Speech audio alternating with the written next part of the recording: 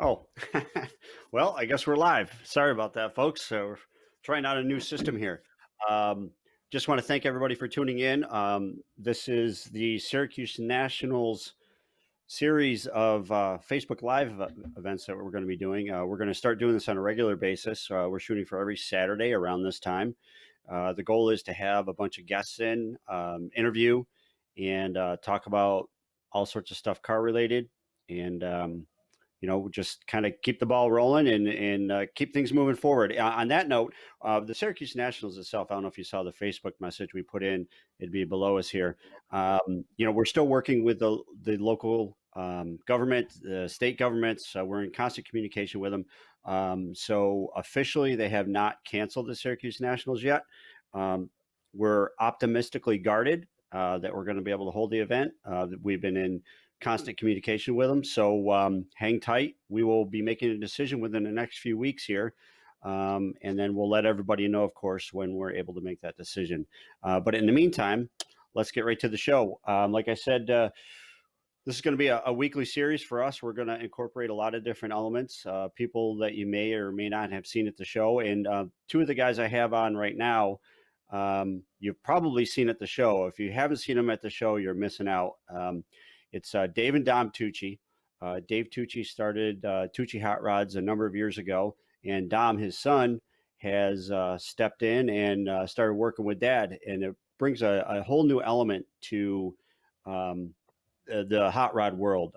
Dave comes from a world of hot rods and street rods and things, and Dom kind of brings a new element into it by bringing new technology and new ideas into the build. So what's really cool is they can combine what they're doing, old school, new school technology, and they come up with some really amazing cars. So let's bring them in now. There they are. Hey Hey guys, Rob, how you doing? good. How What's up, are you? buddy? Good.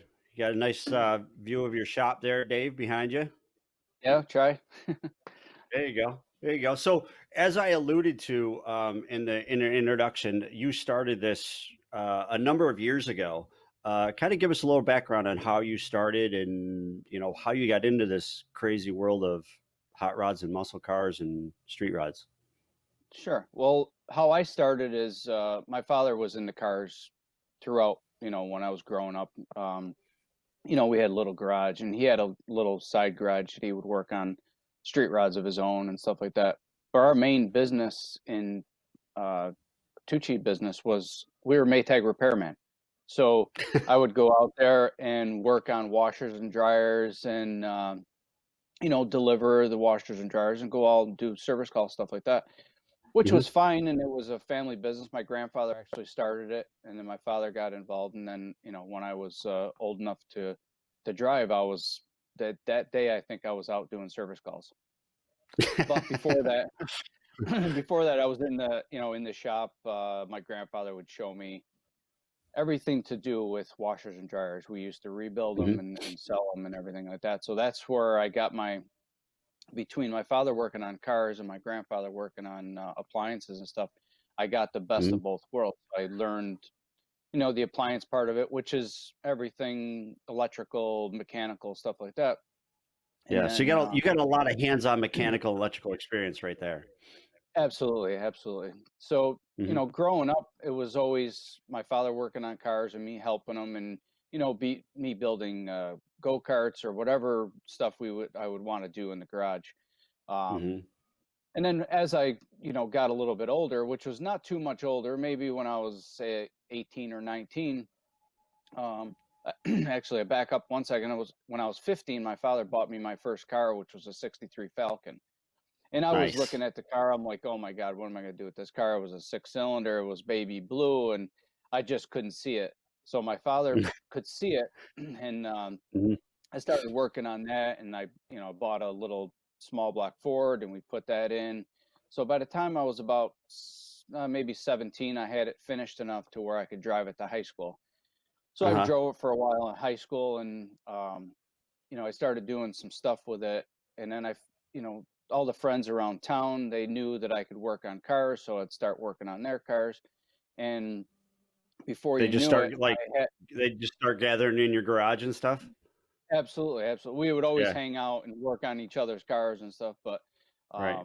before you knew it, people were calling me, "Can you do this to my car? Can you do that?" That's And the way it so I always was goes, right? working yeah, I was working half day at the appliance store, and then the other half I was working on cars.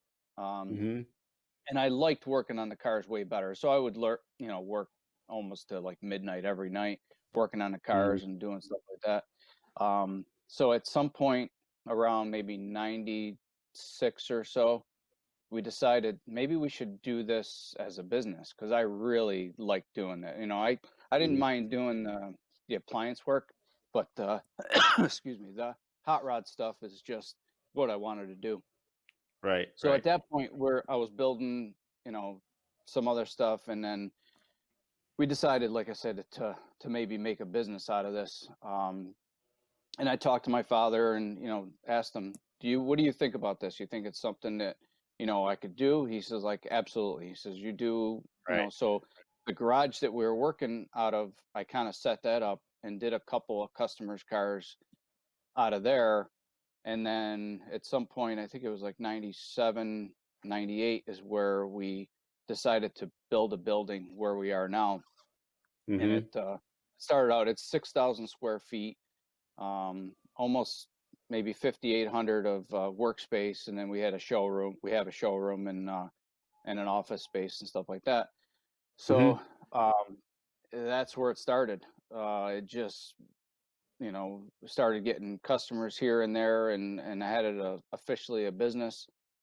And 23 years later, here we are, still building cool stuff and Right, try to try to build, and that's what we're all about is building the coolest stuff we can, you know. right. Yeah, So I gotta agree with you on that. I've talked to a lot of people that looked at your builds. We've been to how many car shows together and talking about your builds and everything like that, and everybody comments how neat and clean and functional your builds are. There's no superfluous little stuff on there that isn't necessary, that isn't functional, that isn't overkill. So right, I think your style is, kind of very not minimalist, but it's to the point. It's to the right. point. Everything is functional. Everything is well thought out. You can see it. We'll go over some of the cars you've built over the years, but just if you look at it, when you first walk up to one of your cars, you look at it and say, "Oh, that's cool." But then, if when you look at it closer and closer, you look at all the details that you guys have thought of and manufactured or just made. It's really amazing, and you see it all the time. People walk around the car and all of a sudden they'll look and say, "Oh, look at that! I can't believe it." Yeah, so that's cool to watch. I mean, that must be really satisfying for you too to watch that sort of It thing. it is absolutely. I mean, even from the time we started doing this, I always wanted to make something, build it, and not be able to tell what year we built it in. So Hmm.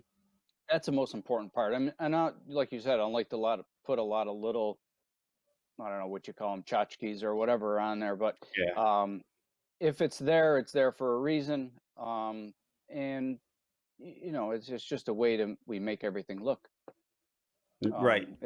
as timeless as possible.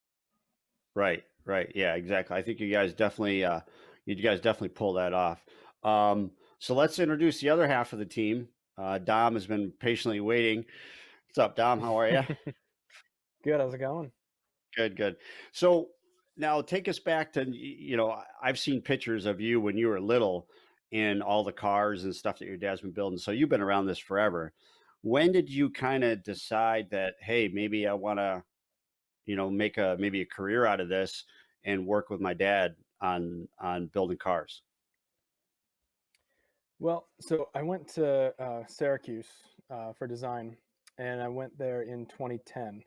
I graduated Hmm. in 2015, and a few of those summers I spent in the shop, and a few of the summers I spent doing some internships and stuff. But when I was doing the internships, I like couldn't stop thinking about cars and working on them and designing them. So when I finished up school, I my dad gave me the opportunity to come work here and kind of make up my own space. So the showroom that he was talking about, I Hmm. have taken over as my space, and That's where you're sitting now. we have a bunch of printers, and yeah, that's where I'm sitting Mhm.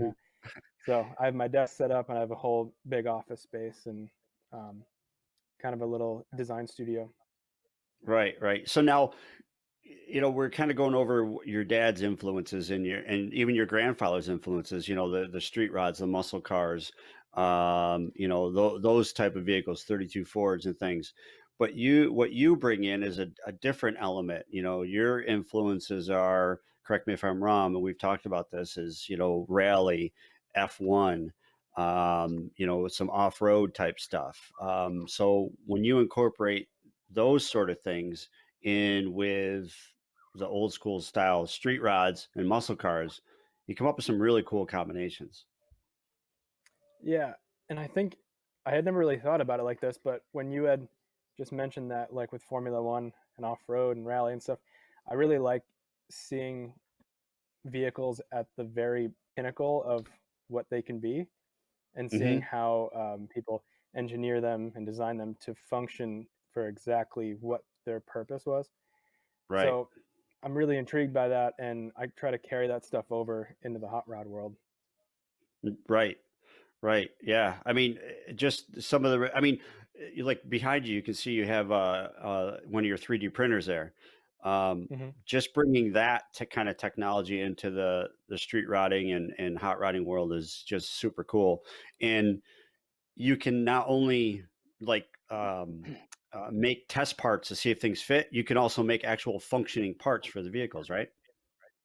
Yeah, so we started working with Ultimaker in 2016 to kind of bring that idea out to, you know, 3D printing's been around for a long time, but it was mostly used as a prototype tool. Hmm.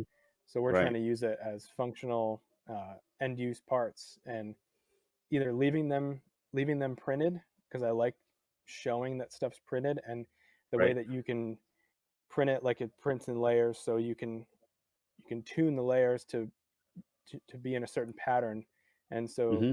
you can either leave it printed or you can sand it, bodywork it, and nobody would ever know that it's printed. Right. Yeah. So we're Yeah. doing a I've lot of seen that. it both ways. I've seen you do both methods, and depending on the situation, it works perfect. Um, Hmm. that's awesome. That's great. I mean, and I know you enjoy working with your dad, and your dad enjoys working with you. So that's pretty rare, and that's awesome. I mean, I know I worked with my dad Yeah. for a lot of years, and it's not always easy, but we always seem to get the job done. So that's awesome. So Dave, let's back up a little bit now. Yeah. When you started with your shop and you started building, somebody called you about building this truck, right?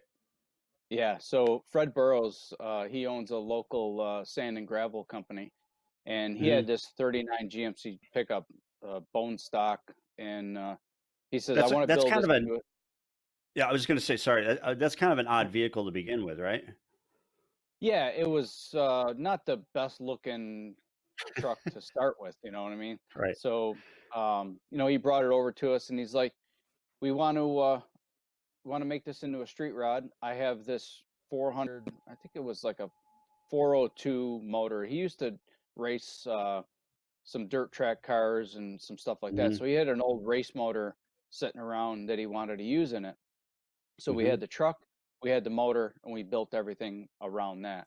Um, he gave us, full reign on how we wanted to build it, and I don't even think we showed him too much of how it was going to be Hmm. until after like the body was kind of in the somewhat of a shape, stuff like that.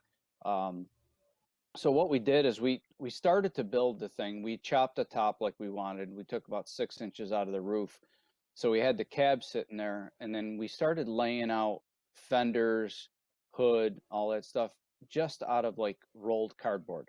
So we had like the Right. original fenders, but then we extend all those extended pieces that you see Right. right in the background there are those were all made out of cardboard, and those were painted. We just kind of shot some rattle can on them, and the whole truck was black and in somewhat of a shape. Hmm. So what I did is I sent that picture over to a friend of ours at one of the magazines, which was Scott Parkhurst at Popular Hot Rodding. he had Hmm. stopped by the shop at one point, so we became friends. And at that point, I had to print the picture, mail it out, and everything. So I did that. The office of Street Rodder Magazine, Popular Hot Rodding, Classic Truck was one building with an office for each magazine right next to each other. Uh-huh. So once Scott got the picture, he passed it around to Brian Brennan at Street Rodder, Matt Emery at Classic Trucks. They all called me within hours of each other. We're like, we want to shoot it. When's it going to be done? So now it's February '99.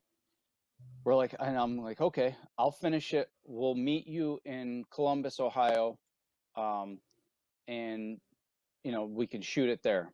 And now this is 5 months later from February. Now the truck is Jeez. just sitting there, sitting on the floor, all mocked up in cardboard. Right. So we're like, okay, we'll meet you there. And we worked for 5 months and hammered out this truck. It was just me and Gary Brown that worked for me at the time. Just him and I just pounded on this truck. And then, we had State Bridge Collision paint it. We had a bunch of Hmm. friends. I mean, it wasn't just Gary and I. At the end, we had all kinds of friends at the shop helping out, late nights, putting stuff together. But we Almost got like it done. almost like a SEMA mad scramble. SEMA thrash. Yeah, every one of these cars is theoretically a SEMA thrash. Right. Right. But we made it to Columbus. When we got there, I met up with Scott and met up with Matt. Well, I actually met up with Street Rodder also. And they were all they were all kind of fighting, because normally when a magazine wants to shoot something, there only one magazine will take it. Once they decide, it's like, okay, that magazine is going to take it. I'm not going to Right. shoot it because they're Right. taking it. They don't want to. Well, They don't want to overcover it. right. So Normally. that's normal. Yeah. So that's not what happened with this. So we got there, and Matt Emery from Classic Trucks is like, I don't care what they say, I'm shooting it. So it was like, okay. So we shot it that day, like throughout the weekend. We shot it for Classic Trucks. We shot it for Popular Hot Rodding at Columbus. And then Mhm. while I was at Columbus, I met up with Chuck Caswell, which was I guess the ambassador for Absorber, the chamois Sure. company. Yep. Sure. So we Absolutely. met up with him there, and he just went crazy over the truck. He's like, what do you guys think about going to SEMA? And I hadn't been to SEMA yet. So this Oh. would be my first time having to drive out there, and now we're like 28 years old. And Right. we get invited to go to SEMA, and like everything is happening like super fast. Right. So that all happens, and then the following show, I think it was at Louisville, Street Rodder ended up shooting it also. And then the summer, we went to a couple shows during the summer, but we ended up going Mhm. to SEMA, and we hand rolled 5,000 posters of the green truck and handed them out at Jeez. SEMA. It was crazy. I feel your pain on that one, man. Yeah. And while we were at SEMA, we got invited to go do the West Coast tour. Dan Sear had a big show circuit out there that Mhm. traveled all over the West Coast. So I met, and the people you meet when you do this stuff is just amazing stuff. Yeah. So we met Yeah. one guy. He's like, you need to bring your truck and trailer. You can leave it in my my yard, my construction company yard. I'll bring Mhm. you to pick you up at the airport. And I met him for 5 minutes. And he's Right. like, you can do whatever you need to. So that all Mhm. happened. We left all the stuff on the West Coast. In the meantime, November comes around, and the truck is on the cover of Classic Trucks. And then December came, it's on the cover of Popular Hot Rodding. And then January came, it's on the cover of Street Rodder. So the truck was on 3 consecutive covers, 3 consecutive months. It was That's crazy. pretty incredible. Yeah, that's pretty Yeah. incredible. That doesn't happen very often. That's for sure. I No. know So that. so That you was could pretty say cool. this truck really, really built our business.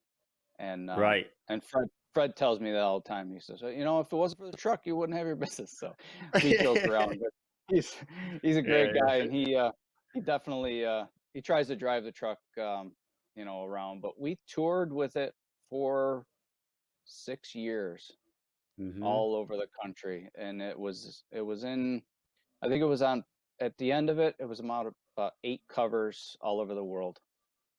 So Jeez, that's pretty incredible. I, pretty crazy experience. yeah, I remember when we were out promoting the Syracuse Nationals, we would go to all sorts of events. We were going out to the Big E, and we were out there for like a day or two when I was out there with my dad. And he goes, you know what? We're just not getting the attention we need. And da da da. He goes, I'm gonna call Dave. He's got this really really cool truck. I wonder if he'd like bring it out here or whatever, just to draw some more attention. And he called you and you agreed to it obviously, and he come back to the booth. He goes, oh my god, this is awesome. You know, he's going on and on and on about it. He's, I can't believe it, it's really going to happen, blah blah blah. And I tell you what, when the next day or something, when the truck arrived at night and we put it in the booth, the next day we it was like five deeper on the truck the whole time we were there. Yeah, So yeah, that was it pretty draws a, incredible. I mean, yeah. yeah, your dad came to the shop that one day, and he's like, you know, we're thinking about doing this car show out in Syracuse. I'm like, Hmm. cool. He said, I go, whatever you need from us, we're on board 100%. So that's when we started thinking that, you know, when you guys displayed at the um, Syracuse fair, um, I says, Hmm. take the truck, you can put it up on a lift and have it there for 10 days. And, uh, Yeah. and that worked out really well. So that drew Oh a bunch of man, attention. he was so And thrilled. I oh can't tell you yeah, how thrilled he was when you agreed to do that. So, yeah, yeah, that was fun. yeah, that was a good time. So now after that car, after the truck, I should say, um, and then you had some other projects and things, and then you started working with Ford, So right? right, and yeah, and the truck actually brought me to there too, because we were at one of the shows and we were talking to some Ford people at the show in California, and Hmm. she was in charge of handing out trucks for a SEMA project. So that's Hmm. when she said, "Do you?" And I was with Rob Ida at the time. Him and I traveled around the whole West Coast together with his 41 Willys, Hmm. and we were talking to one of the girls there that handles that. She said, "Do you guys want to build some trucks for SEMA, for Ford?" Right. And we're like, "Yeah." And we both were Hmm. sitting there and we're like, "Okay, we're gonna take one truck and we're gonna split it and we're gonna build it together." She's like, "No, I'll Hmm. give you each one." And so it was it was Truck crazy. for So you, truck for you. yeah, we did uh we did our 2000 Super Duty, which we still drive today and still brings us all over the country. The But pumpkin. that's how it, yeah, the pumpkin. But that's how it started, our little relationship with Ford. Um, Yeah. then then that when Dom came on board um, in 2016, he's like, I think we should try to go for a Ford project vehicle. I was like, cool, Hmm. you you take it. You go and you do the whatever you need to do. You do the renderings, you do the proposals. It was all him. Yeah. And Ford called us right up, like almost immediately. And then Hmm. he's like, "Why haven't we been working with you guys before?" We're like, "I don't know. You know, we just said we never submitted one." But Yeah. I'll let Dom tell that story of the Fiesta, how it came to be. So it's a lot of stuff is Yeah, going so on. And now the project vehicle program is much more organized, and it's a pretty good process you have to go through. So I think it actually starts in like February. So the show is in November, and so the process Hmm. for the Ford project vehicles start in February. So they put out a list of cars that are available, and you have to send in a one-page document of what you're going to do with the car, modifications, kind of the theme behind it, and then a few Hmm. months later you put in a full proposal of companies you're going to work with, renderings, everything that makes that's going to put this whole thing together. Right. And I'd actually wanted to do the Focus RS because it was Right. just coming out and it was pretty sweet. It was all-wheel That drive car's and pretty. um, Yeah, that car's pretty yeah, legit. yeah. And so I put in for one of those, and they had allocated those already to Full Race, H&R, and um, who was the other company? There was one other company. So there's three that were already sort of spoken for, but they really wanted to work with us. So they came up with a Fiesta for us to do, and they're like, "Can you just do the same sort of treatment you were going to do on the Focus on the Fiesta?" And so I made up the renderings and sent them in, and they approved them, and I think we got that car in like late July, maybe mid Mm-hmm. to late July, and throughout that time when we got accepted to when we picked up the car, we're basically marketing. So we're reaching out to companies saying we're going to have the car at SEMA this year, and here's what it looks like, here's what we want to do with it. And so we had so many companies jump on board, and a ton of companies that we Mm-hmm. had never worked with before, and Right. it all really came together. So in a couple months, we put this whole thing together, and it turned out awesome. We took home a bunch of awards at SEMA, and this car has been in a magazine in the UK and a magazine in Germany, and we've Nice. raced it Las Vegas Motor Speedway twice, and New Jersey Motorsports Park. So we built it to function. A lot of Yeah. those, a lot of the Ford projects are, not a lot of them, but some of them are just kind of built to show that weekend, and then they kind of just get put away after that. But we really wanted to campaign this car and show what it was Mm-hmm. capable of. Yeah, I mean that goes back to your philosophy of building functional cars that are practical. Well, maybe not so practical, but good to drive. I mean, none of Yeah, this makes any of this stuff makes sense, but we do it no, anyways, right? So, but yeah, no, I mean, it just goes back to your philosophy on building. Just like when you do the street rods and muscle cars, and it carries over to this type of car, the newer vehicles too. It's form, form and function over making it just doing it just to make it look pretty. I mean, right. what a lot of people probably don't realize is those fender flares on that car. How wide were they, Dave or Don? So I think we widened all the suspension like 2.5 inches on each side, Hmm. but the fender itself, they're like 4 to 6 inches wide, wider Right, than the original body panels. And we did right. those all out of steel and I was welded just them gonna on say, and yeah, metal finished them, and yeah, yeah. and we I don't did think a all lot of the people realize that. yeah, and we did all the suspension. We got longer axles and everything, because if you were to just put spacers on it, then it's called the scrub radius. So it's the point where it rotates versus the outside of the wheel. So if you were Right, to just put spacers on, that distance is huge, and so it's got a really big swing. So right, we wanted all the geometry to be correct, and so we tried to right. do things the right way. Yeah, and you said it handles insane, right? Yeah, it's like a go-kart.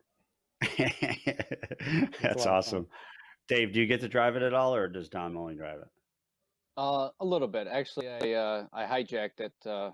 We went to Tennessee for a show, and I had a customer. We were dropping a '69 Mustang off, and he's like, "I want to go do Tail of the Dragon." And Oh, I don't know where you were at the time, Dom, but I took his Fiesta down. I'm like, this is going to be the perfect car to do that. So we ended hmm, up driving from Pigeon Forge to the Tail of the yeah, Dragon. It yeah. was, I don't know which way my customer went, but it was 3 hours one way to get to the Tail of the Dragon. And Oh, Dom's car is basically a full-fledged race car. So right. and I enjoyed every minute of it, but taking that car on the Tail of the Dragon, it was awesome. And we need to go Yeah. do that again at some point, but that was fun Yeah. stuff. That's cool. Yeah. That's awesome. So yeah, so that car is a perfect example of you guys bringing new technology with some old school building style, like the metal flared fenders. I mean, who does that? Yep. Nobody does that in that world. And you combine the two things, the two elements of that. I think it's just incredible. And it, like I said, at SEMA, it just people were mobbed around that car the whole time at SEMA. So that was a pretty trick Yeah. car for You sure. know, and Are you Don done working mentioned on some it? of the never Go done ahead. working on race cars. Yeah. Um, but Don mentioned the awards we got. You know, we did win a Ford Design Award, but we also won a Mother's Shine Award, which is kind of Hmm. funny. It was a Mother's Shine Award for a flat paint car, but Right. the Right. the Mother's Award's really based off of engineering and the guys we met that came over to look at the car. They were just over the moon. You know, they were just like, this is crazy, all the stuff we did on it and the design of it. So Hmm. that was a pretty awesome experience to be involved with that whole thing too. So So Nice. that Nice. award, the Mother Shine Award, the other people, so they picked 10 cars out of all of SEMA, and two of the other cars, one was the Riddler winner, which Jeez. is bananas, and then the other one Yeah. was the Inferno Camaro that Roadster Shop built, which Oh, is jeez. pretty much everything on that car is like handmade and one off, and they have thousands of hours into it, and so just to be included in that group was so cool. Yeah. That's awesome. That says a lot. I mean, was that kind of your first collaborative project, the two of you? no, we I we think did the Model A was right. the Model A, yeah, but in those summers that I was home from college, like I think we built a couple giveaway cars for it, Yeah, that's true. and with those cars we definitely collaborated a lot Hmm. on, and I have to give it up for him, like to let me sort of take the reins on stuff like this, and it's he has a lot of trust in me, and that's why we can make such cool things. That's cool. Yeah, I mean that's important, right? You got to trust each other and your abilities and work together. I think it's so cool that Dom, you're able to bring in some of the new stuff and new ideas and new ways of thinking about things. And Dave, you kind of you have the old school way, but you're adapting and changing to make bring the new technology in. So that's good on both your parts. It's both it's a little give and take for both of you. So I think that's cool. Yeah, absolutely. I mean, I would never call myself old school. I've always Yeah, looking for I may be old, but not old school, sorry.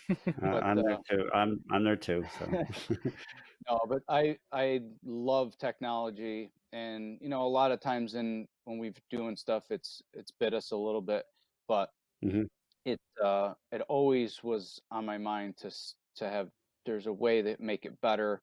Some of the tooling that I have is a little bit older, but you have to have some of that stuff to make things a better, like have a better product, right? So yeah, yeah. that's how technology is to me. It makes a much better product if you can Hmm. incorporate some of that in a certain way. I mean, you can't Right. go crazy and like we were saying about the tchotchke stuff, you just can't have, TV screens on every corner of the car. That's not technology. That's just not. Yeah, Pit My Right. Ride. So No, yeah, it's not. Yeah, this isn't Pimp My Ride exactly, which was Yeah. fake, by the way. But yeah, no, I think it's super cool, and it just goes back to the old adage: just because you can doesn't mean you should. Exactly. I mean, there's a limit to definitely. everything.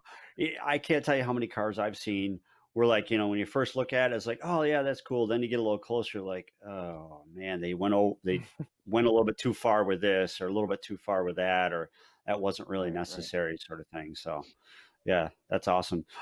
Hey, I just want to remind everybody too, if you're watching on a Facebook Live, comment where you're watching from. Uh, con- Let me know the city and town or whatever you're watching from, and whether you've been to the Nationals before.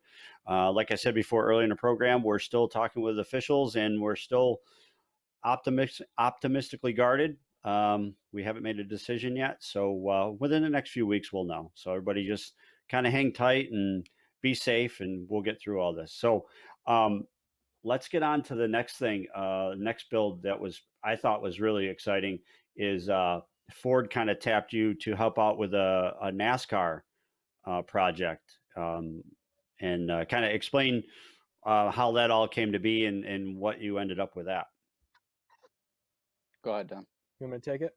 So, Yeah, go ahead. a friend of mine that I met through the Optima Film Festival, I think they only did it 2 or 3 years, but the first year they did it, my friend Nick and I made a donut video while we were eating donuts. It was just kind of like a Yeah, funny little video.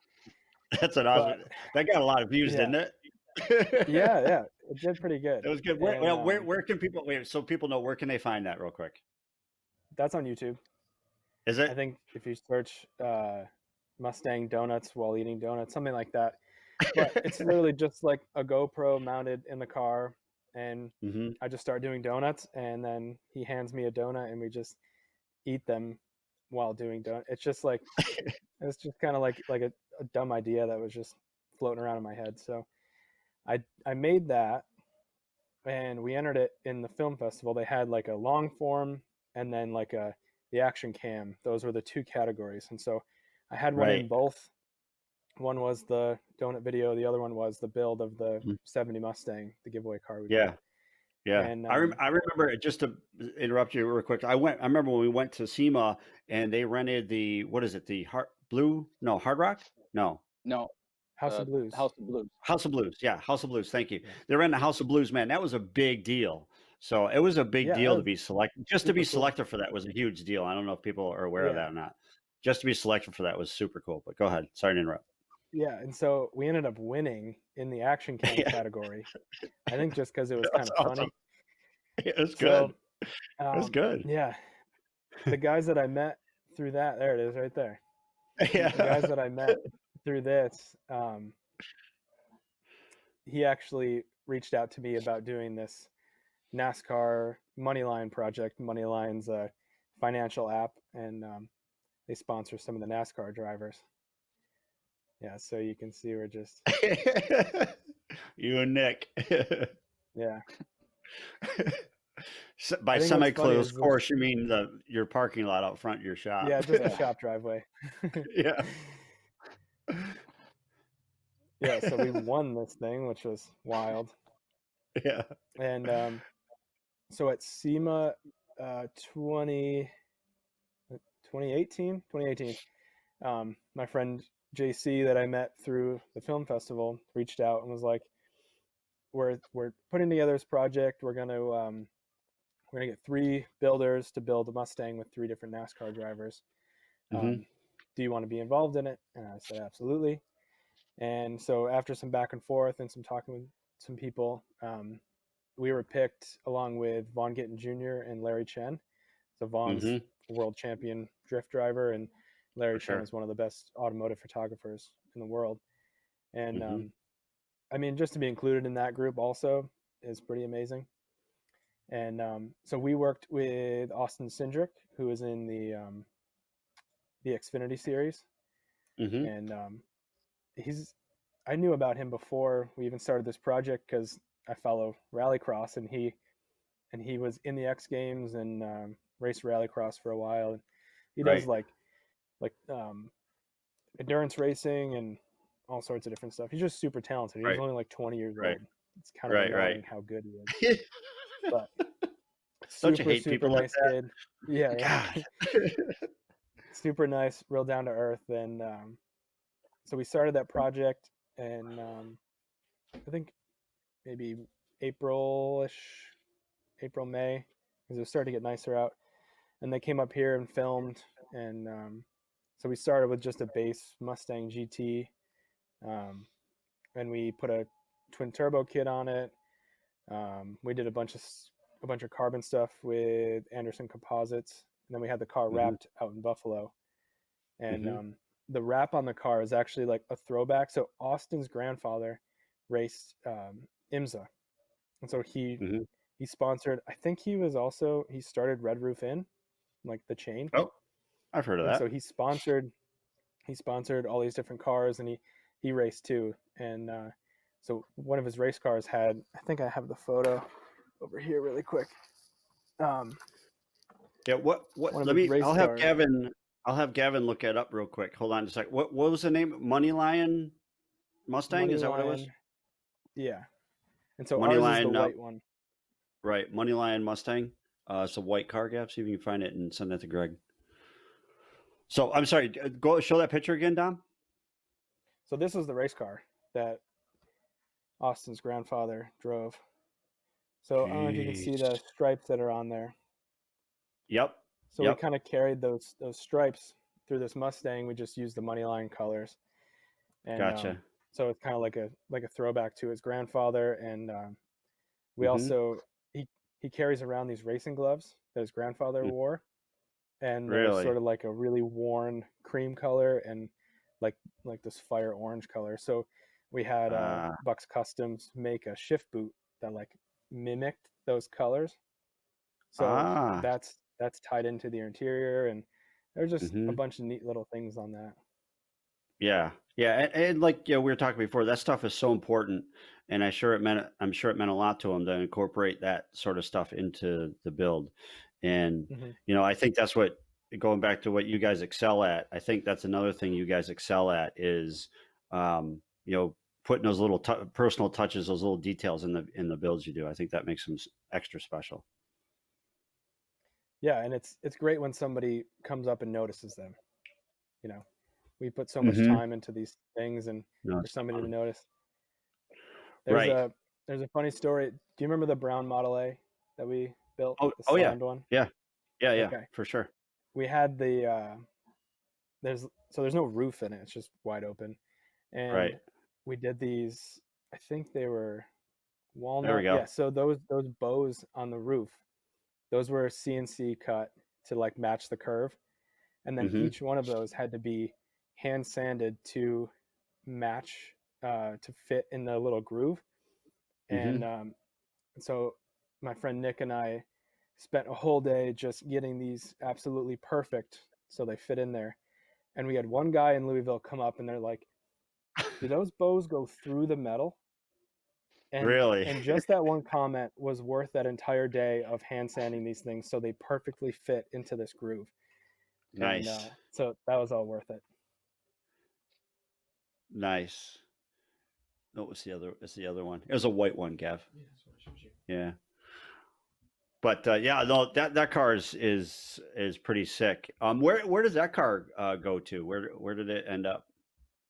The sedan, Yeah. customer in Massachusetts. Oh, okay. Cool. Yep. Cool. No, that's not it either. He's having a tough time finding it. Oh well. He still drives the heck out of that Model A though. I mean, he takes it on the Does it really? freeway and oh yeah, he drives it like crazy. So Nice. Nice. that That's was a good awesome. build. Yeah. So now it's keeping the Mustang theme. Your next build was a standing mile. That's the one, Gav. Yeah. Send that to Greg.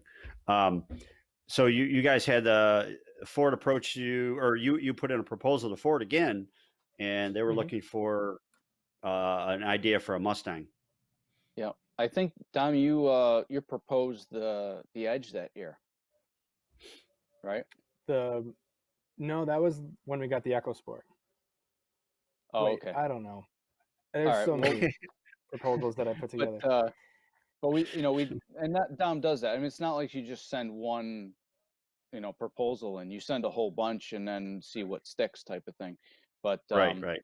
so the Mustang was a new model, new engine, kind of a new fascia and stuff like that. So Hmm. they said, what do you think about a Mustang? And then so Dom hurried up and did a rendering for that and sent it in, and we got Hmm. that. And then the theme of that was going to be standing mile. I'm a drag Hmm. race guy from way back, so the standing mile was something new.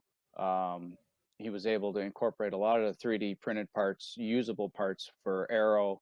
Uh, so the whole thing was put together. It was a Hellion twin turbo setup. Um, Hmm. Hood vents in the hood that were everything was usable. So or you know there for a purpose. Functional. We had Yeah. worked we had worked with some of the Ford designers, and actually the one guy Garen, he was part of the Ford GT program, and he was Wow. telling us that those cars, the engine compartment acts like a parachute. So they did some Really. GT4 racing, and basically made the car into Swiss cheese to get all the air out from underneath the engine compartment. So Dom Right. thought about that, and when he designed the hood vents, they're oversized. I mean, they're all 3D printed, but they're Right. designed in a way to suck all the air out of all that positive air out from underneath the hood. And Right. he incorporated it in a way to make it look not only functional, but appearance wise was amazing. Right. So that Right. we put Ride Tech air ride suspension on it to keep the thing low going down the track. We thought of Mm-hmm. all this stuff. Now we're not engineers on paper, but Right. we're way engineers sometimes. But all this Right. stuff we thought of, we talked to some guys about doing some CAD aero stuff. It was too expensive for Mm-hmm. our budget on this. So we just kind of looked at everything, looked at all these little things, looked at drag race aero that they use for funny cars that are going 300 miles an hour. We added a couple Right. elements of that to get the air to go over the wheel wells. Right. Some of the old, there's the Mustang there. Yeah, that's the That's the giveaway money Mustang you line. did. That's the money line. Yeah, one. money line. Yep. Yeah, that's Um, sharp, man. The yeah, stance that is was a spot pretty neat. on. It was a Yep. great And project. then Oh, there's the standing yeah, there's mile a car standing right mile below one. that one. Right below that, yeah. Yep. The Oh, there exhaust it on is. the money line car, the Yeah. side exit that we made it sort of look like a cup car exhaust. Mm-hmm. And Oh, so on the on money both line car. sides Yeah, there's yeah. this, Yeah. yeah, on both sides there's this thin, it's only like an inch tall, but it's long. Mm-hmm. It's stainless thing that my dad made. It's a whole tip that comes out. It's all divided and everything. It made the car sound really interesting. Really? But yeah, it looks It super gave cool. it a vintage, because that was our whole theme one, is it was bringing a vintage look with the striping and stuff like that. And then when we did the Right. exhaust, it made it sound like a vintage Mustang or a race car type of thing. And then the whole thing of NASCAR has that similar type of tip that comes out the side. So we brought it out both sides, but it worked really well and had a really good sound to it. So Nice. almost pulled Nice. That's but cool. going back I to remember. the standing mile Go ahead. car, Go ahead. we all There the it is. aero stuff. That's the standing mile car when we started. We picked it up at Right. Ford. Now that was like not a prototype, but that model wasn't released when That you was a guys got it, right? pre-production car. Pre-production. Thank Pre-production. you. Yep. Yep. So That's cool. the VIN numbers on it's only in the hundreds. It's the first couple that came out. So that's another thing too, is nobody's ever tuned one before. This car has a direct injected and port injected motor. So we got teamed up with HP tuners, and they were able to break into the computer to be able to tune this. Mm-hmm. So we not only that we're doing some of the vent stuff on the side, but we decided to do a cover on the wheel, which is similar to some of the Bonneville style cars. And those things we worked really hard to try to find somebody to spin them.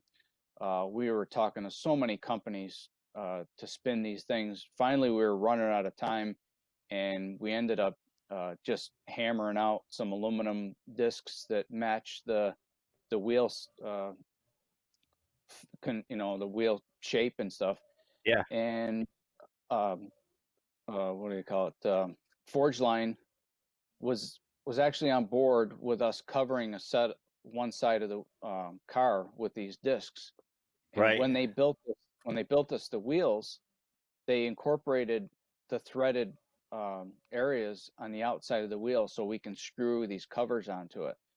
Yeah. So for a wheel company to make a set of wheels for us for SEMA, and then know we were going to cover two of them and have confidence in us to pull that off, that was pretty Right. awesome. That was pretty awesome. Yeah. And I got to tell you, when I wander up to the car every once in a while during SEMA, and people, that was the most mesmerizing part between those and the hood the hood vents that you made. Everybody was going up to the the wheels, and they're just like just Yeah, touching them. Like what that? Because yeah, they almost look like see through, like a mesh material Hmm. almost. yeah. I The thought way they it were was. fabric. Yeah, exactly. That's exactly right. Yeah. So that I thought that was a really cool element. Everybody just stopped. They do like a double take, like what? What is that? So Yeah, that was really cool. I thought so. So now you got the car built. Now yeah. you got to drive Now we got to drive it. So we it. went to Texas to the Texas Mile. Yeah. We stopped at a friend's Pikes Performance down in Texas in Houston, and he did some tuning on the car. I think Hmm. we made somewhere in the 750 wheel horsepower range. We were talking to people about trying to go 200, and they're like, Hmm. "There's no way you can make a stock bodied car go 200 without at least 800 to 900 horsepower. This is wheel horsepower now."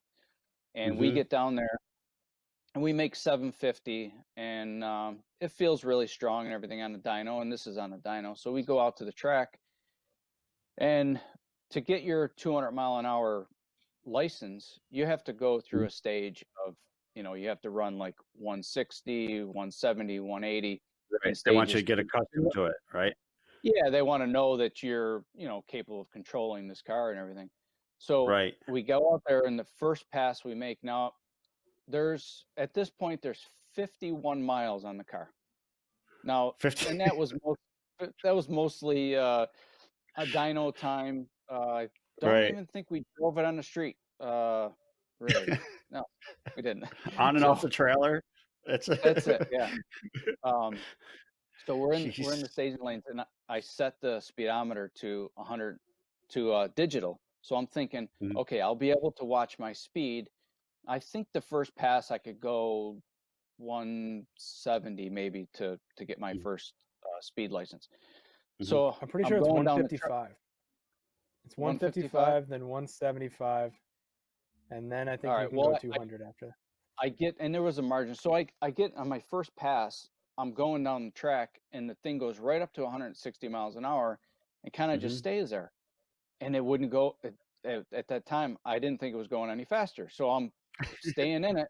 I'm like, oh my Uh-huh. God, this thing's a pig. It's not going to get down the track. It's only going to go 160 miles an hour. And 160 miles an hour is fast, right? Yeah. So I get to the end of the track, I get my time slip, and it says 183 miles an hour. I'm like, uh-oh, I'm in trouble. So, and I got lucky because the day we were down there, they had some really weird wind, and the electrical system was acting up. So the timing system wasn't, it was on and off. So I couldn't use that first run, and they didn't penalize me per Mhm. se for making that fast run. So we did a whole bunch of calculations. We did the gear ratio, tire size, transmission gear ratio, so I could follow RPM, what gear I was in, and Mhm. to keep my speed and didn't go by the speedometer anymore.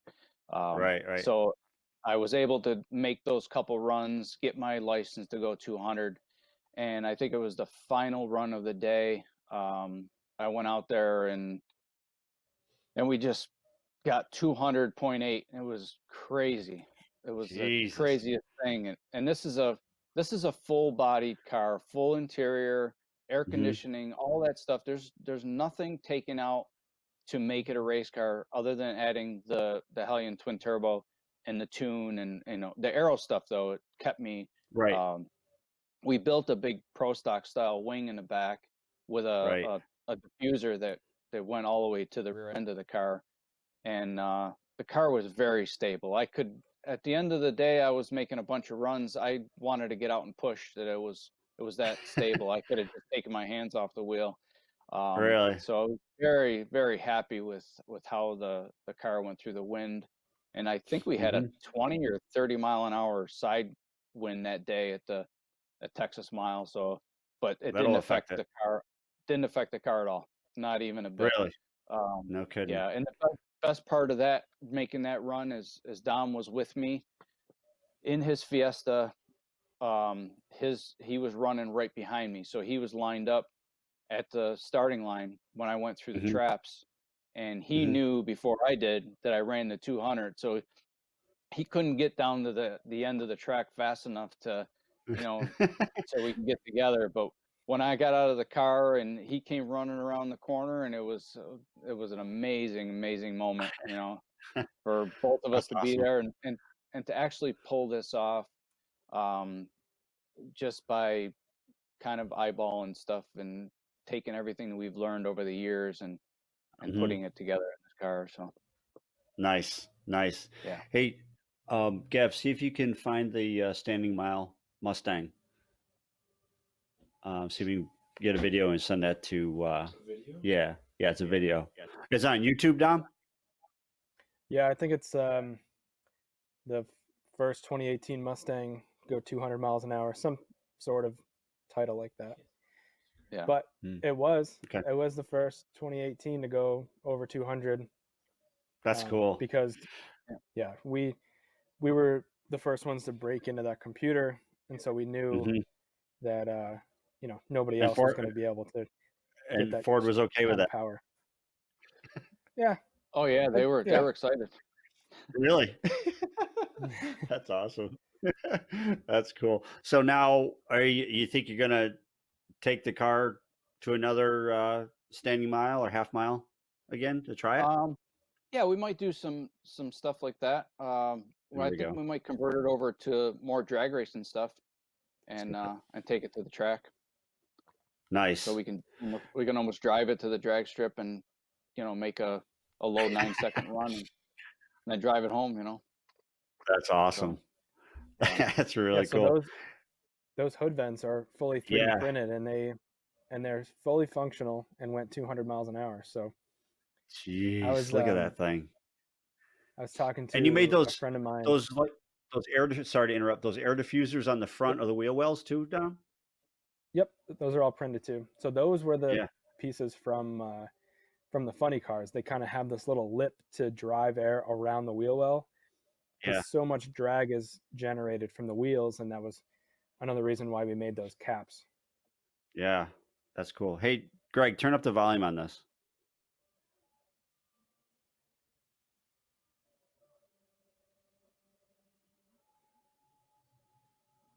I'm not sure if there is volume on that one.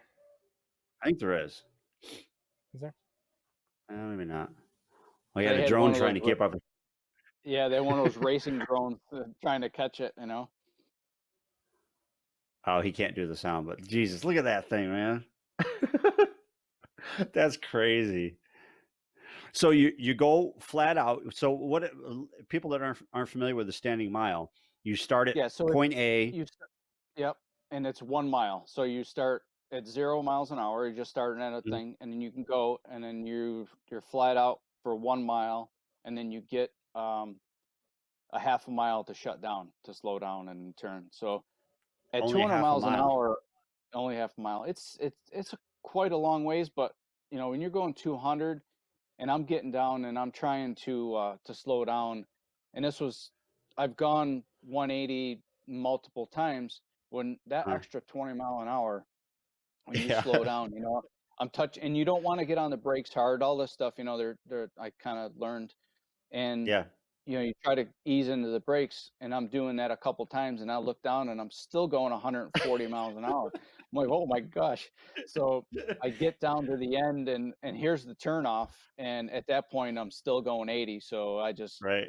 went through it, and the Went car for it, huh? handled so well. It took the turnoff at like 80 miles an hour, so it was no big deal. Yeah.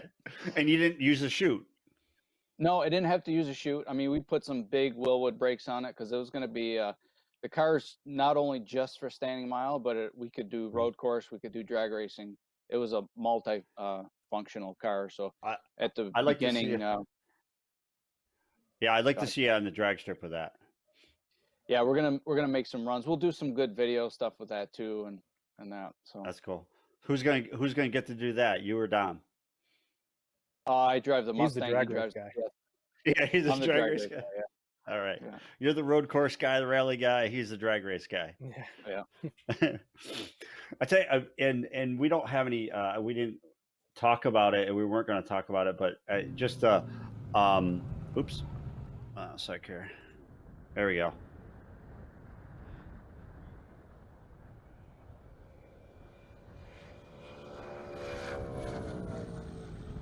Dude, that just sounds so cool. Sounds like a plane. It Yeah, it does. sounds like a. There we go. Good.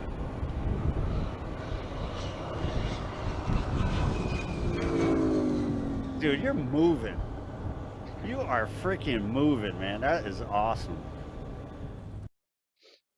Dude, that's crazy. That's cool. Good job, Greg. Thank you. That's awesome. Thanks for the video. Yeah, we didn't really have it on the schedule to talk about, but when you built that was it 69 Mustang giveaway car? That thing was. Go ahead. Yeah, the 70 Mustang.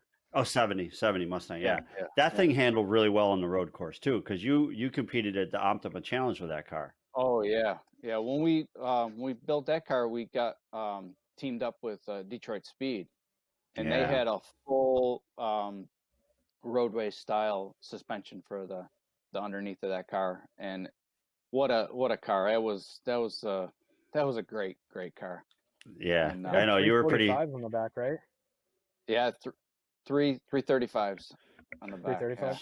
Jeez, there's some meats on that thing, man. And Yeah. they drive. You said they drive the hell out of it, don't they? Yeah, the winner of that car has changed tires multiple times, which is awesome. Oh my God, Yeah. I love to That's hear perfect. that. You know, And that's what you built it for, right? For somebody to drive it. Yep. Yeah, and abuse it a little bit. I mean, why not? Exactly. It's built that way, and that's what you guys build the cars for. Yeah. So now let's talk about so we talked about the staying mile. We already talked about the Model A a little bit. That was a really cool build, and talk about like the attention to detail and the stuff you did. Like, if anybody's ever seen the motor up close on that thing, such cool details that you guys did, like with the copper wiring instead of like the hose clamps and things. There you go. The copper wire, the copper wire instead of the hose clamps, and all the little details that you guys did on that thing was like just super cool. Now, how did you told me, how did you do the stacks coming out of the carburetors there, Dave? So those were basically just a stainless 90-degree elbow, and I think Dom, you told me about some of the guys were doing that actually in imports or something, right? So we decided to do that, and they're cut like the wrong way almost. So right, they're laid back, and I don't know how to describe it, but it's almost like it's stretched at that point. So the 3 deuces on it, we had each one of them on top of each carb, and it made it look like it was moving in motion type of thing. And you're saying all those little brass clamps that we use. Yeah, I'm not a big hose clamp guy, so I like to do other things. Either they have some heat shrink style clamps that we've used over the past years. This one here, it was like a safety wire type of tool that we used, and we did all the hoses like that. We did the fuel lines, radiator hoses. Yeah, They're kind of a pain everything. if you have to service it, but you have to. That's not your problem now. It's not your problem now. But it looked good. But but that goes the whole point. You like, you guys are really good at picking a theme too, and kind of sticking with that theme throughout the car. So I think that's really cool. I said earlier, this was the car that I let Dom kind of do the whole cab interior area between the windows, the seats. I said, you just go for it. I know kind of know what I have to do on the outside. I did all the metal work and all the sheet metal stuff. You go ahead and do the inside. So we didn't have any roll-up windows in it. We had fixed windows in the back. So what he did is he designed them all, and then had all these framework all water jetted out. So it was all aluminum water jetted, and then all the windows screwed into these water jetted plates kind of thing. That gave like a really detailed area just on the windows alone. So then we used all the brass screws, So that kind of moved everything to a different direction too, with all the brass screws. All the interior panels were all screwed in with brass screws. Yeah. The seat frames he just made from scratch. They were an idea he had, an angle. We had them Mm-hmm. water jetted out of 3/8 aluminum, thick aluminum, and then Mm-hmm. Bucks Customs just did a set of just basically cushion panels that we attached to his frames, and that was the Mm-hmm. seats. The Yeah. guy that we built it for is 6'5", so we had to make everything Right. so low. And when I was in the car, pushed all the way back, I couldn't reach the pedals at all. So we had to make like the seats move forward and backwards. And um, the car was a flat brown, which Mm-hmm. was the same color we did that 35 Riddler car in, but that was Mm-hmm. glossy. This was the same color, but only in flat, and it just Ah. completely changed the whole look of it. Um, Yeah. but everything else in the car we did in glossy, like all the motor treatments, all gloss black, just kind of add some things. And I always liked the Model A two-door sedan rat rods that they built per se, but I didn't want to Mm-hmm. build a rat rod. I wanted to build a finished car. Yeah. So this was a Now, finished themed rat rod-ish. I still want to say it's like kind of like that because that's kind of what inspired me a little bit. But I wanted to right. make sure it was a finished car, and Yeah. the car it had air ride all the way around, and then we used a Mm-hmm. set of actually there's snowmobile air shocks that we put in the front.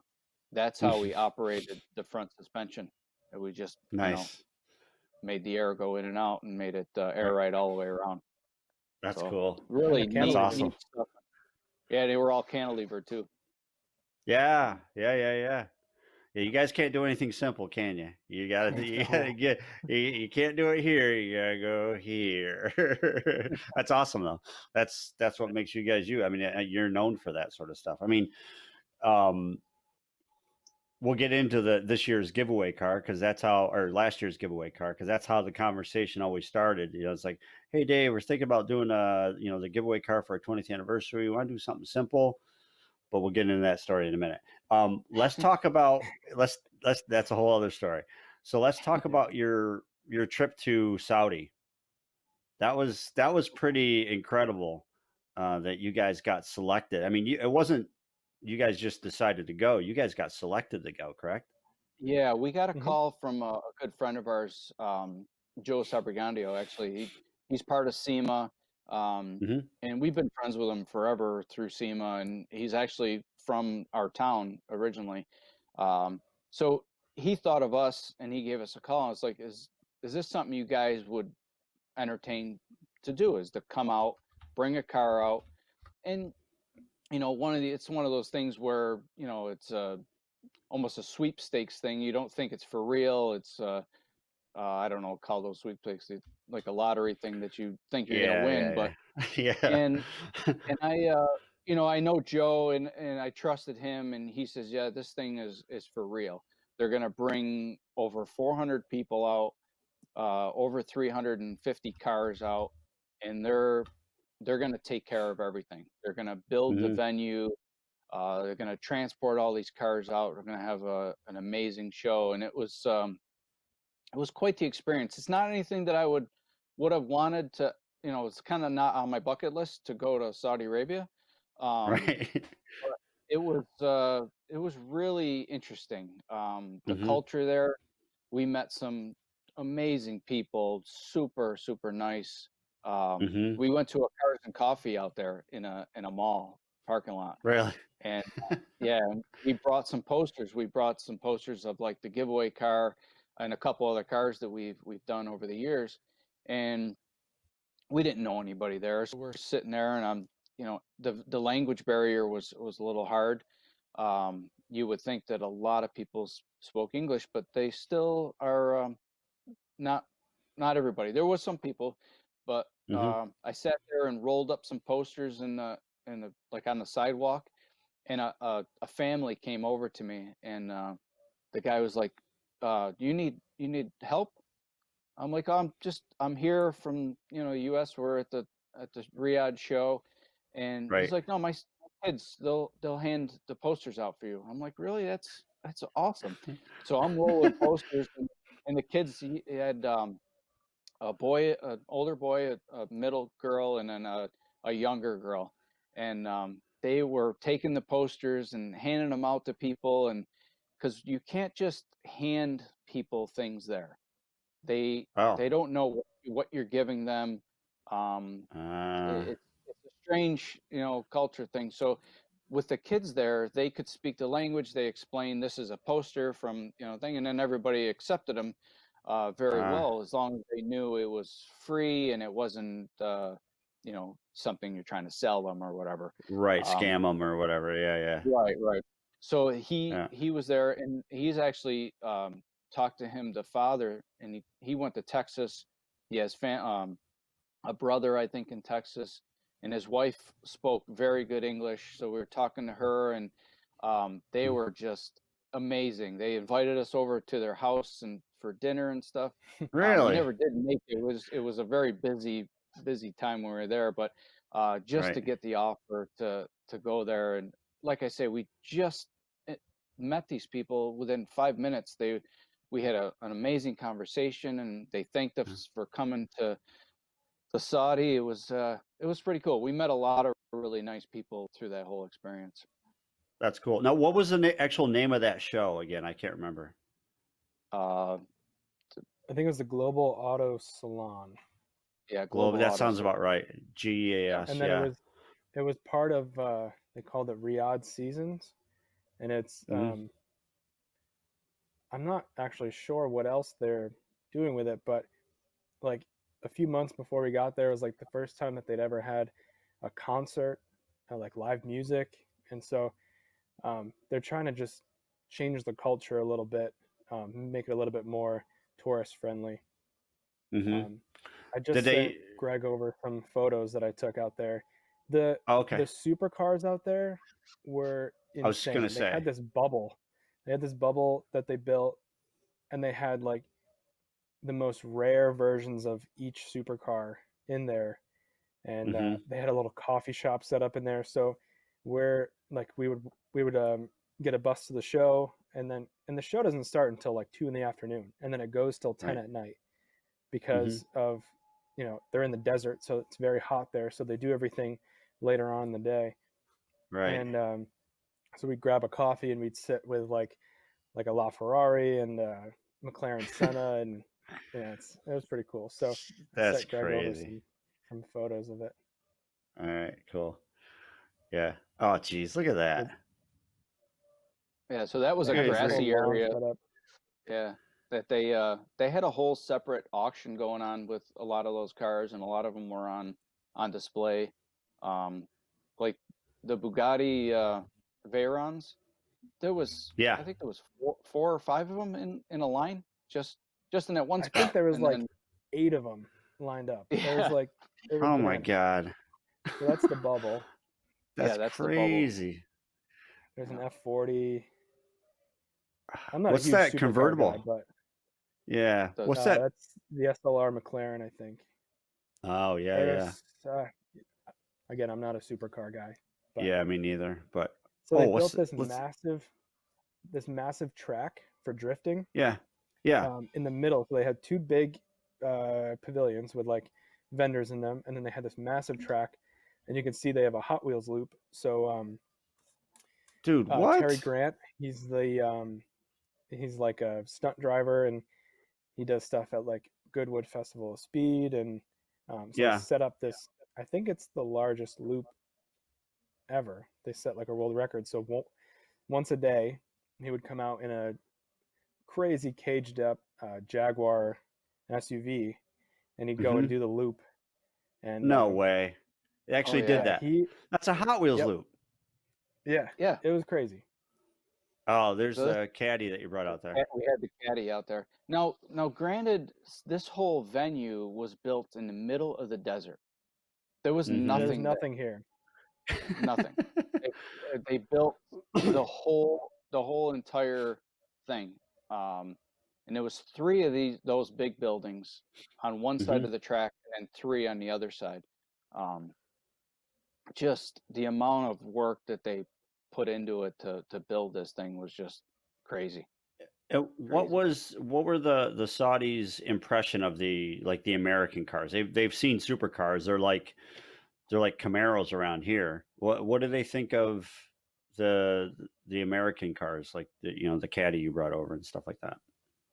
They liked them. I mean, they have TV, so they see like car Yeah. shows and they see stuff like that. So they've seen us stuff. They just haven't seen it in person, which is a Hmm. big thing because this was the first car show, kind of an arranged car show that they've had in Saudi itself. Hmm. So that was the big part What's of. Thing.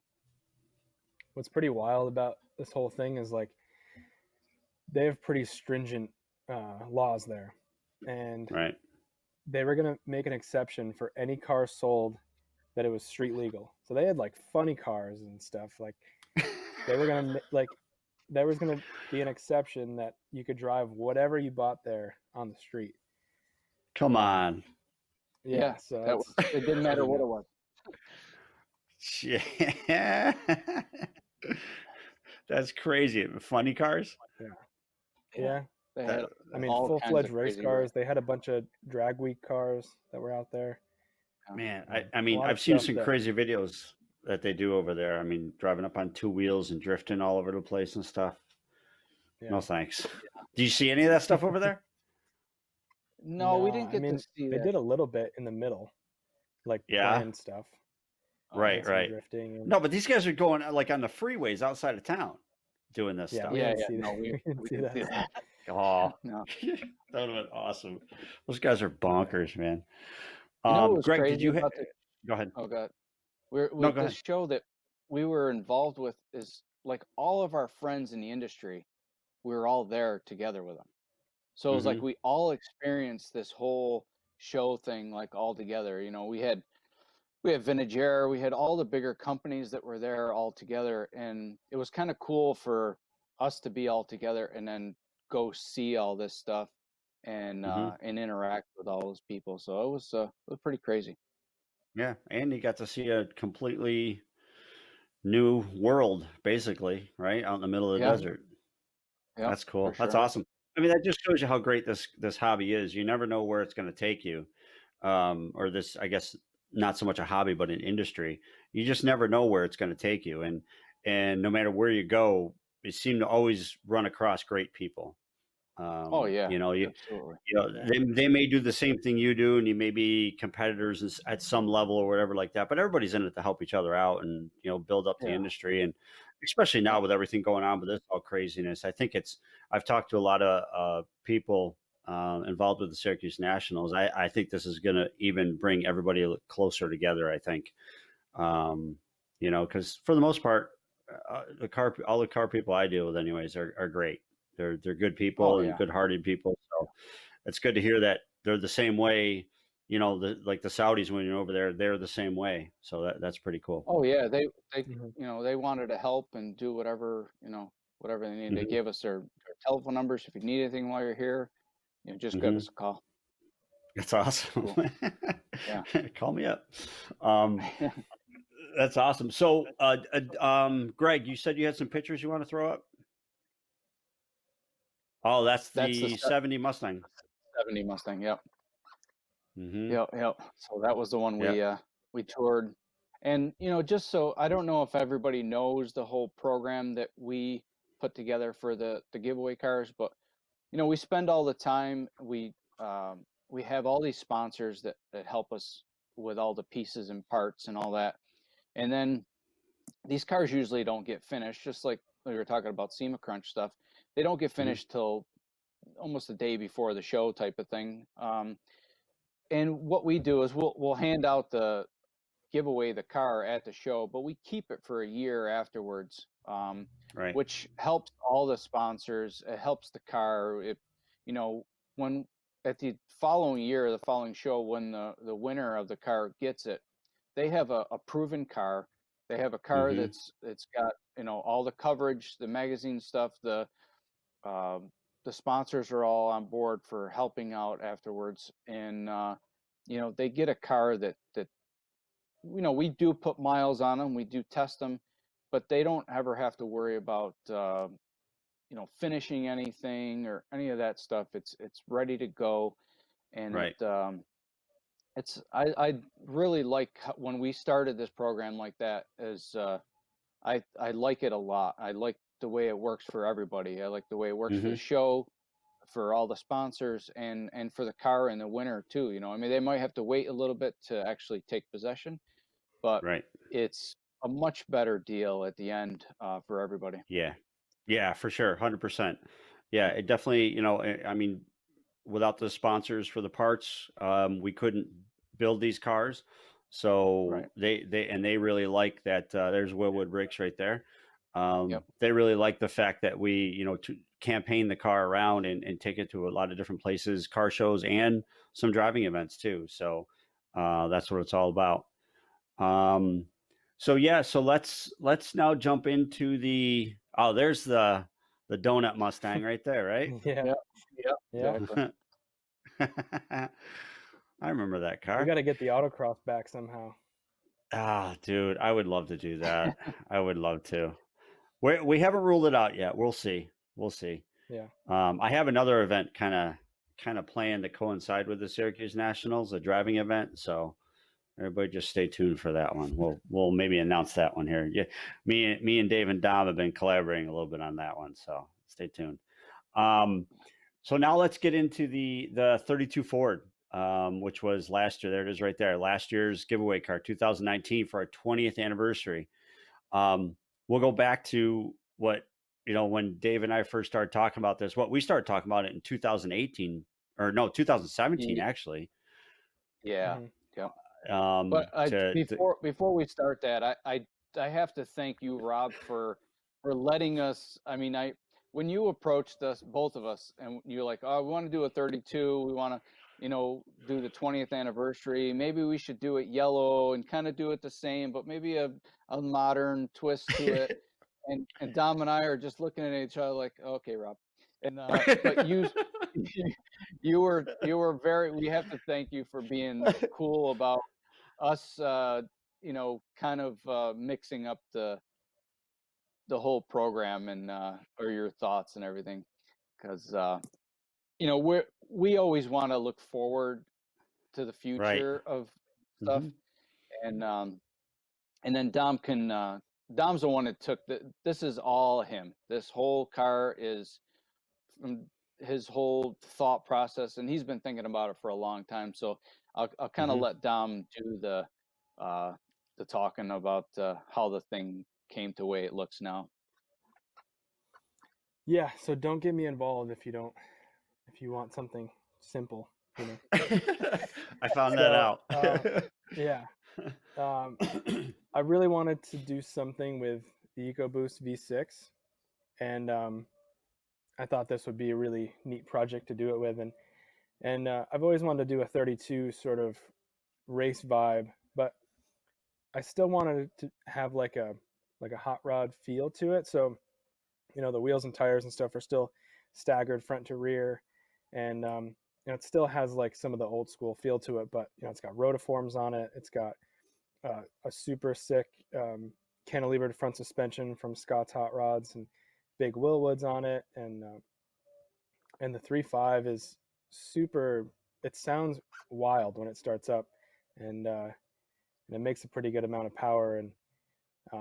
And we got to bring that out to SEMA, and I think you probably have that video of it drifting oh, around. But HP tuners. Yeah. Yeah. Go ahead, Greg. You can yeah, you can talk over this video too. yeah. So we built it to be able to drive super hard and to do There's stuff like Dave that with testing. it. You can see the front suspension there, and um, Yeah, now explain that front suspension, Dom.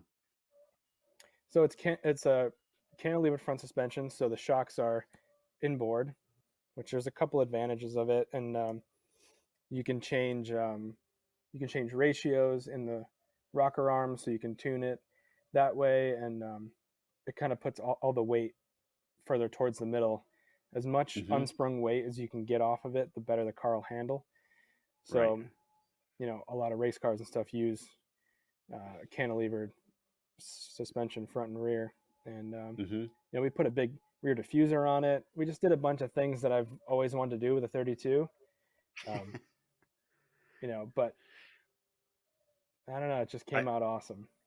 I have to agree with you. And we've had this car out at a couple shows, and the amount of younger guys, younger people, I should say, not just guys, younger people that come and look at this car, is pretty incredible because normally a standard 32, you get you don't get a lot of young people looking at them because it doesn't really intrigue them. They can't really relate to it as well. Hmm. But then when you built this and you had that VTEC, or I'm sorry, not the VTEC Jeepers, the The EcoBoost, EcoBoost. um, Yeah. EcoBoost out of an F-150, but you twin turboed it and put the turbos out either side. There you are drifting on the corner there.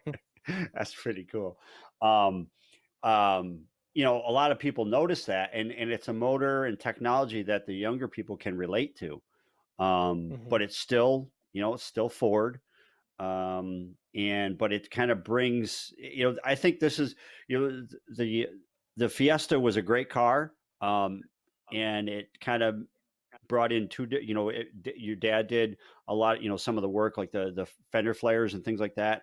But it still kind of had that, the new school kind of look to it, where this car here, it's got the old school look, but all new technology, new brakes, new suspension.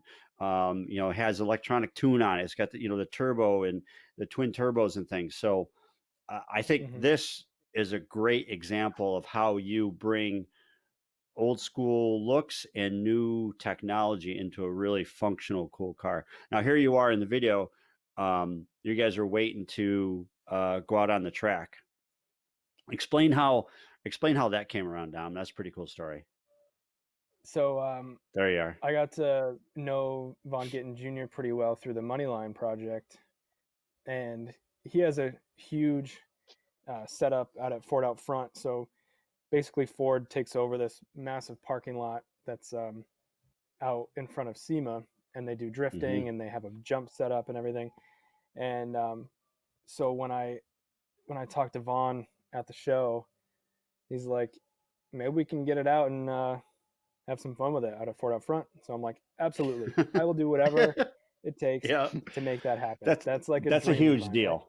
That's a Yeah. huge deal, by the way. That's a massive deal to be able to do that. And SEMA doesn't really like to move cars around.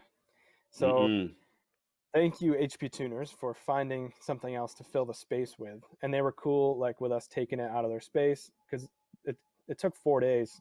The show's 4 days long. It took all 4 days to get the car into Ford out front. And Vaughn unfortunately couldn't drive it due to sponsorship stuff. So he had Chelsea DeNofa, who's his partner and team driver. And Chelsea had never driven the car before, and Hmm. we had a few miles on it and done a few burnouts with it, and Chelsea just got into it and whipped it around, and He was he he's was a thrashing on it pretty pretty amazing hard. driver. Yeah, Yeah, yeah, yeah. And a lot of people, you can't see it in some of the photos, but you got a big e-brake handle in there. That's a hydraulic e-brake, right? Yep. yep, yeah. Yep. From Yeah. Nameless So you got Performance. yeah, yeah. So that's what the a lot of the drift cars use. You have some rallycross elements into this car. The rear diffuser and other Yeah, things, and it incorporates a lot of different genres into one car. yeah. And I want to like incorporate all that stuff in, but still make it flow as if it belongs there. So like the steering wheel, Right.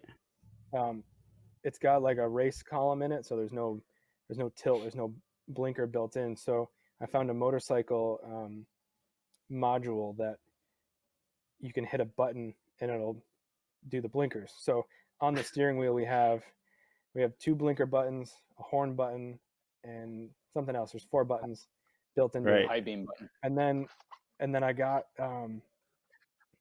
this race style, like the cord, like the Yep. swirly cord that Yep. like rallycross cars use. and Yeah. I just wanted Yeah. that. I wanted that exact look of like the buttons Yeah. and the cord, Yeah. um, and then Yeah. the door handles too. That was like an idea that I had. Like, what if instead of like it's a regular twist door handle, it's just like you press it down and pull out, and so Hmm. those are all 3D printed, and we made the whole mechanism to make that work in the door. Yeah. That's cool. That's awesome. I mean, if you didn't get to see that car up close, you're missing out. There's talk about detail, attention to details and things on that vehicle is just insane. Every time I look at it, you see something different. And like I said, I mean, this this car was parked next to some pretty high-end cars out at SEMA, and it's like they didn't even exist. People just came over to this car and just were taking pictures of it like crazy. It was insane. Well, I brought the car out to PRI and put it in a Borg Warner Right. booth, That's and it right. was next to an Indy car, and people were just basically sitting on the Indy car taking pictures of the 32. It was it was nuts, and they were so happy. Mhm. The people that it brought in, because it brought in a whole different, a whole bunch of different style people, not style people, but a Yep. whole bunch of different people. Just Yep. not drag race guys or race guys. Everybody just loved the way the car looked, and Yep. it was a really good show too. It got a lot of attention. We rolled a bunch of posters for that show too, so Hmm. that was really good. And Yeah. everywhere the car goes, it's doing really really well. Yeah. So Yeah, for sure. Yeah, that's awesome. Um, yeah, so I mean, and Eddie Williams, the guy who won it out of West Virginia, I think he is. I know he's pretty stoked to get it, and then it's cool to hear it's going to a good home.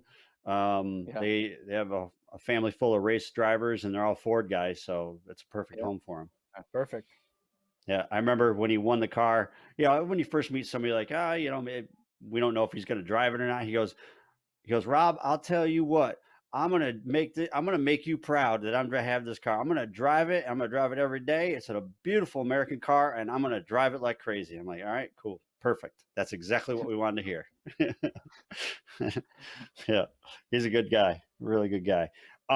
So let's talk about like we've touched on the 3D printing. We'll start wrapping this up, but like let's talk about where you guys think the future of hot rodding and street rodding is kind of going, whether it's design or power plants or what are you guys seeing? What are you guys thinking? Well, I think the technology like 3D printing, a lot of that stuff is going to be getting more accessible, and that's sort of when it trickles down to us. So when like the OEMs develop these technologies like electric cars or hybrid cars, that stuff takes a little bit, but then it trickles down to being affordable and being able to control it and to put it in a project. And so, Hmm. I mean, I think we're going to try to do some electric stuff down the road.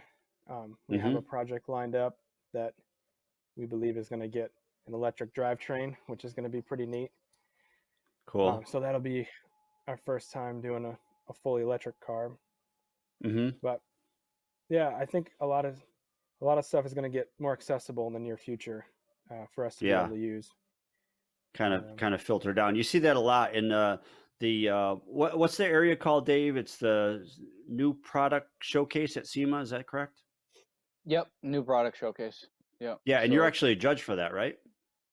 yeah, yeah. So I'm part of that, which is great. I mean, that's Mhm. we have a team that we do for that, and Mhm. you see all the new products that come through there, and people are really stepping up and coming up with some amazing amazing products at Yep. SEMA. And that's what Yeah. SEMA is all about. It's to launch new products, to launch new ideas, and they help Mhm. also. SEMA themselves helps with their SEMA garage. So if anybody in the industry um, needs help with that stuff, well, they're there to help. So Right. it's quite the amazing industry that we all try to help. And I've always told everybody that there's a lot of hot rod shops out there, a lot of shops, and we don't ever compete against each other. Most Mhm. of those guys we're friends with. So when we get together, say SEMA, we talk shop, we see how we can build cooler stuff. We work together. There's a lot of us that work, if we don't have, because we don't have a CNC machine here yet. So some of the other guys that do, Dom will design the part and then have them CNC it out. So, and we Right. all work in conjunction. The same thing as if somebody needs us to shape something or for Dom to design something and prototype it, Hmm. we're here to do that. So Yeah. that's what's good about this industry also is we always all work together and just trying to make cool Hmm. stuff. Yeah, yeah, exactly. Yeah, I mean, and that's what like drew my dad to the car hobby years and years and years ago. Because a lot of people don't realize he built a 32 Ford Woody wagon, before he even thought about doing anything like this. And him and my mom would just tool around the country. He went down to Louisville and drove it all over the place. They just had a great time with it. And he said he met more nice people than he's ever met in his whole life while out with his car. And I think that was a big reason why he decided to start the Syracuse Nationals, because he just liked the car industry and the people involved with it. And he told me a long time ago, Rob, we have 8,000 cars and there's 8,000 stories to go along with it. So Right. Right. that's a huge reason. And that's he was so happy every year when people would come up to him and say, hey, good to see you, Bob. Thanks for putting on the show. This is the best event we go to every year. This is our favorite event, and we see more of our friends here than any other event. We meet up with them every year. So I think that's really cool, and that part of the hobby, that's the backbone of the hobby, I think. Um, and the cars just kind of bring us all together, and I'm real excited for one about all the new technology coming out, and incorporating what exactly what you guys are doing. I think you guys are like ahead of your time, honestly. I've told you this before, but I think you guys are ahead of your time, where the way you bring in the two different sides of things into some of the most amazing cars I've ever seen. So I think you guys got it nailed down pretty good. Thanks. Thanks. Yeah. So anything else you guys want to add? Now, you have a website, obviously Dom Tucci Design, logos down there, and Tucci Hot Rods.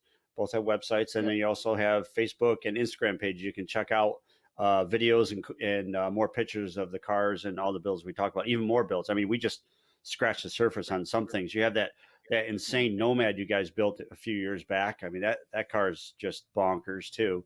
Yeah. Yep. So we didn't even talk about that, but yeah, I encourage everybody to Save check that out for their the next one. websites. Yeah, right. Yeah. So I encourage everybody to check that stuff out. HP Tuners. You can watch that full video that we just saw of the 2019 giveaway car. It's on YouTube. You can check that out. And oh yeah, there My site's is. not fully done yet. It's got a couple That's right. things up. Facebook So and Instagram. Facebook and yeah, Instagram is the way to go. Yeah. Yeah, that's such a Yeah. cool shot. That's our cover shot for the our Facebook page too. Look at Chelsea in there smiling. He's yeah, having a good. He had a good time, I think. Yeah. yeah. So, all right, guys. Well, thank you very much. I appreciate you taking your time out on a Saturday afternoon to talk to everybody, all the Okay. Syracuse Nationals fans, and I mean, you guys have been a huge part of the event right from the very beginning. Um, I mean, how many? We talked about this the other day. How many giveaway car? I mean, you guys have been involved in almost every giveaway car we've ever done, right? I mean, in one Yeah. way, So shape, or form. we've put uh, 11, 11 or 12 that we've actually built from start to finish, and then the Hmm. other three, I think we just had a little hand in, Right. touching up that, um, Yeah. but yeah, it's been great. I love doing them, and Hmm. it's an amazing process. The companies alone that help us do this, because it's Yeah. I can volunteer all day long, but if we don't have those companies that help us get the pieces and parts, it just doesn't happen. Right. So I Right. have to Mhm. thank all those guys out there. They're just amazing people. They're friends. They're have amazing products and awesome stuff that they put out. So we have to Hmm. thank them, and we do. We they're always at the shows, and we get together with them. So Hmm. Thank you, Rob, for keeping us on the list of cars that we do. We'd like to be on that list. Yeah, for sure. You're my first phone call. Whenever I come up with a crazy idea or not crazy idea, I'll call you guys, and you can point me in the right direction. We Sounds we good. we have been talking about another project car, so stay tuned for that, folks. Yep. We're talking about that again too. So, Okay. but again, thanks everybody for watching. Thank you, Dom and Dave, for sharing your time with us. We really appreciate it.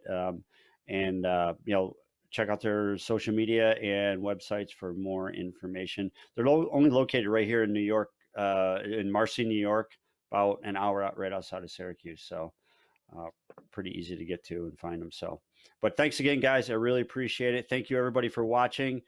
And we're going to plan, like I said, we're going to plan on doing this every Saturday at 1 o'clock in the afternoon. So stay tuned. We'll have more guests and more information coming to you shortly. Thanks again. I appreciate everybody watching. Take care. Be safe. Be well. Thanks, Rob. Thanks, everybody.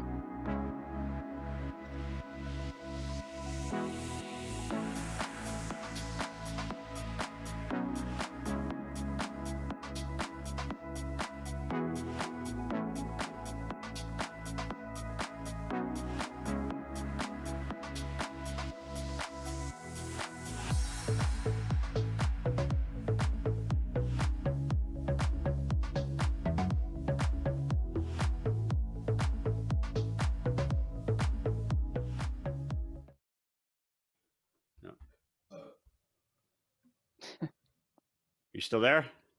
Yeah, I'm here. Still here. All right. Yeah, cool. Thanks, guys. I appreciate it.